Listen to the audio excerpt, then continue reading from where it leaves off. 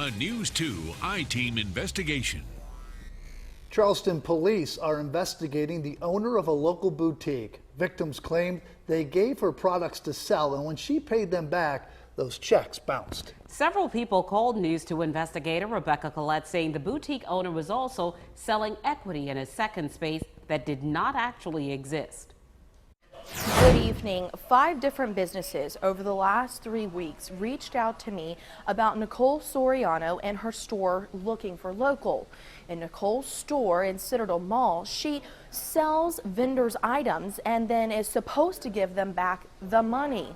Well, vendors say that's not what's been happening, and amid my investigation, Citadel Mall shut down her store. Now vendors say they're scrambling to get their products back and get paid. Hi, Alan Carpenter. His spot at Citadel Mall has been so successful, business owner Alan Carpenter was looking for a chance to expand his Holy City Cupcakes. We've been open in Charleston for about 3 years. He thought he found the right place and the right business partner in Nicole Soriano and our store Looking for Local. It's Bell Hall, it's Mount Pleasant, no brainer. Carpenter signed this agreement to own equity in the new Bell Hall location of Looking for Local. He handed over rent for a spot in the space and ordered thousands of dollars in new equipment. The problem?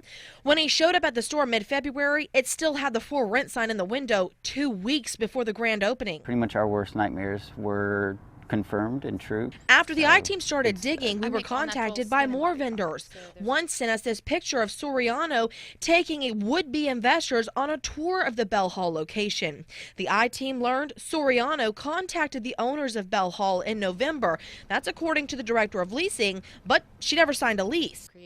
We also learned from a vendor in our Citadel Mall location the payments for sold products were bouncing. When I count on those funds. Sam Creech, the owner of Southern Naturals, sent me these checks. One returned for non-sufficient funds, another written out of an account that didn't exist according to bank records. I forgive her for what she's done, but there still are consequences. At least one vendor already filed a civil case in small claims court. We tried contacting Soriano for her side as she wasn't home. Hang up or press 1 for more options. I called her, and while leaving her a voicemail, she texted me, eventually confirming an interview. I asked her if she would meet with me, and she said that's fine. She later canceled, but sent me the statement that reads in part, "I have hurt a lot of people, and I am working hard to right those wrongs. I will pay every cent owed to those owed. I am extremely sorry to those I have harmed." And while these business owners are waiting for resolution, they wanted me to share their story as a cautionary tale.